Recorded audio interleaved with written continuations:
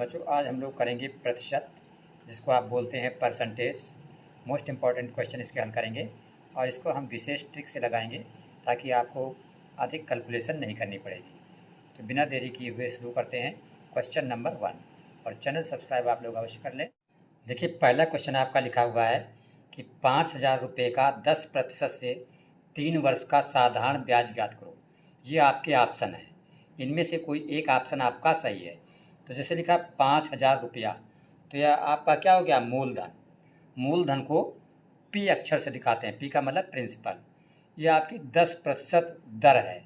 दर को हम दिखाते हैं आर से, क्योंकि दर को इंग्लिश में रेट कहा जाता है। यह आपका समय है 3 वर्ष, समय को दिखाते हैं टी से।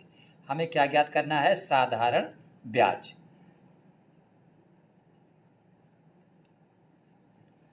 तो देखिए यहाँ पे हमने वही वैल्यू नोट कर ली है। हमारा पी 5,000, दर आर 10%, समय टी बराबर 3 वर्ष। हमें निकालना है साधारण ब्याज। साधारण ब्याज को इंग्लिश में एसआई बोला जाता है। SI means simple interest. तो इसका सूत्र क्या होता है साधारण ब्याज निकालने का? पी गुणित आर गुणित टी बटे 100। ये सूत्र होता है साधारण ब्याज का। याद रखिएगा, सिंपल इंटरेस्ट जिसे हम साधारण ब्याज कहते हैं, उसका सूत्र होता है, साधारण ब्याज को आप ऐसे एसआई लिख सकते हैं, एसआई बराबर P into R into T बटे 100, जहाँ पे पी का मतलब मूलधन, आर का मतलब दर, टी का मतलब समय और एसआई का मतलब साधारण ब्याज। अगर ये आपको सूत्र सिर्फ एक सूत्र याद है तो आप साधारण ब्याज के सभी सवाल इसी सूत्र से कर सकते हैं। अब पी की जगह पर हम पी का मान रख देंगे 5,000, आर की जगह पे हम 10 लिख देंगे, टी की जगह पे हम 3 लिख देंगे, बटे नीचे क्या है 100, तो नीचे हम 100 लिख देंगे। अब आप देखिएगा गौर से कि ये 100 का एक जीरो और 10 का एक जीरो कैंसिल हो गया, फिर 100 का ये दूसरा जीरो इस 5,000 के एक जीरो से कैंसिल हो गया, तो नीचे कुछ नहीं बचा, सिर्फ 1 बचा। 1 का मतलब नीचे कुछ नहीं होता, गुणा भाग में 1 का कोई फ़र्क नहीं पड़ता है। तो ऊपर आपका ये 500 बचा और ये 3 बचा, तो 5 को अगर आप 3 से गुणा कर दोगे तो 15 आ जाएगा, और ये 2 जीरो, तो बराबर आपका आंसर कितना बन जाएगा? 1500। इसका मतलब जो आपका साधारण ब्याज हुआ वो कितना हुआ? 1500। यहाँ पे देखिए ऑप्शन लिखे थे, ये 1500 पहला ऑप्शन, यही वाला करेक्ट है। तो आपने क्या सीखा कि जब भी आपको साधारण ब्याज निकालना हो तो आप सूत्र लगाएंगे एसआई बराबर P into R into T बटे 100। इसी सूत्र से सारे क्वेश्चन आपके साधारण ब्याज से संबंधित लग जाएंगे। देखिए सेकंड क्वेश्चन आपका लिखा है 2 वर्ष। तो ये 2 वर्ष क्या हो गया? आपका समय हो गया, मतलब आप लिखेंगे टी बराबर 2 वर्ष। 5% की दर से, दर को किससे दिखाते हैं? आर अक्षर से। इसका मतलब आर बराबर आपका हो गया 5%। साधारण ब्याज 200 है, साधारण ब्याज को किससे दिखाते हैं? एसआई से। एसआई बराबर 200। तो मूलधन क्या है? मूलधन को किस अक्षर से दिखाते हैं? पी से। इसका मतलब पी आपको ज्ञात करना है। तो यहाँ पे आप देखिएगा, ये वही वैल्यू हमने नोट कर ली जो अभी अभी पढ़ी कि टी बराबर 2, आर बराबर 5, एसआई बराबर 200, पी हमको निकालना है। तो पहले सवाल में जो सूत्र आपने लगाया था वही सूत्र हमने यहाँ लिखा है, क्योंकि हमने बताया था उसी सूत्र से सारे सवाल लग जाते हैं साधारण ब्याज के। तो सूत्र हमने क्या लिखा? एसआई बराबर P into R into T बटे 100। ये वही सूत्र है जो पहले क्वेश्चन में लगा हुआ है, लेकिन यहाँ पे हमको क्या निकालना है? पी निकालना है।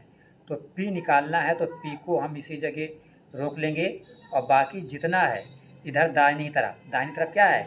आर टी और 100, इस सब को हम कहाँ पे करेंगे? लेफ़्ट में।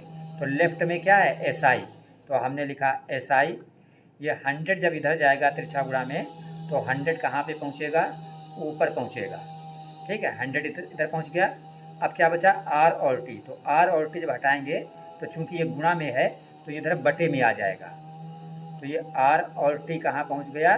नीचे पहुँच गया। आपने क्या देखा? 100 पहुँच गया ऊपर, आर और टी आ गया नीचे, तो यहाँ क्या बचा? सिर्फ पी बचा। तो आप देखिए पी आपको निकालना था, ये पी का सूत्र बन गया। यानी जब भी आपको पी निकालना हो तो सूत्र क्या लिखेंगे? पी बराबर SI इंटू 100/R/T। सभी सूत्र रटने की जरूरत नहीं है, सिर्फ ये पहला सूत्र जो आपने पहले क्वेश्चन में लगाया है सिर्फ उसी को रट लो, उसी से सब बन जाएंगे। अब आप मान रख दो SI कितना है 200, तो SI की जगह पर यहाँ पे SI की जगह पर आप 200 लिख दो, गुणित 100 है तो 100 लिख दो, फिर अपॉन मतलब बटे R कितना है आपका 5 है, 5 लिख दो, फिर इंटू T समय कितना है 2, तो ये 2 लिख दो। ठीक है, तो 2 से 200 को भाग कर दो तो 2 एक कम 2 और ये 2 जीरो बच गए। ठीक, 5 से 100 को भाग कर दो तो 20 बच गया। ऊपर का नीचे का सब खत्म हो गया, नीचे का सब खत्म हो गया, 2 और 5 दोनों कट गए, ऊपर ये 20 बचा और 100 बचा। तो जब आप 100 को 20 से गुणा करेंगे तो आंसर कितना बनता है 2000। इसका मतलब मूलधन आपका कितना था 2000 था। यहाँ पे ऑप्शन में आप देख सकते हैं ये 1500 गलत है, ये 2000 लिखा हुआ है। तो जो ये 2000 लिखा है यहाँ पे ये वाला ऑप्शन आपका सही हो गया।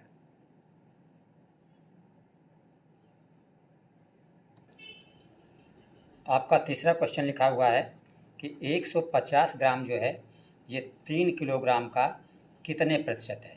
तो 150 ग्राम को पूछ रहा है, 150 हमने ऊपर लिखा, ये क्या है ग्राम आपका है, नीचे क्या है 3 किलोग्राम है, तो नीचे 3 को 1000 से गुणा कर देंगे तो ये भी बन जाएगा ग्राम।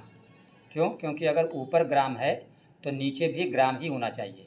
ऐसा नहीं कि एक जगह ग्राम हो एक जगह किलोग्राम, अलग अलग नहीं चलता है।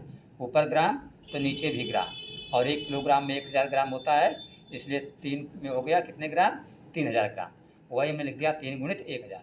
अब पूछ रहा कितने प्रतिशत, तो प्रतिशत के लिए क्या किया जाता है 100 से गुणा किया जाता है। तो ये 1000 के 2 जीरो और ये 100 के 2 जीरो कैंसिल हो गए। ठीक है, अब ये यहाँ पे नीचे 1000 का 1 जीरो बचा, ये 1 जीरो इस 150 के जीरो से कैंसिल हो गया। अब ऊपर 15 बचा और नीचे 3 बचा, तो 3 से 15 को अगर आप भाग कर दें तो कितना आएगा 5 आएगा। इसका मतलब ये हुआ कि 150 ग्राम जो है वो 3 किलोग्राम का कितने प्रतिशत हुआ 5%। तो ये आपका ए वाला गलत है, बी गलत है, सी गलत है, ये डी वाला ऑप्शन आपका करेक्ट है।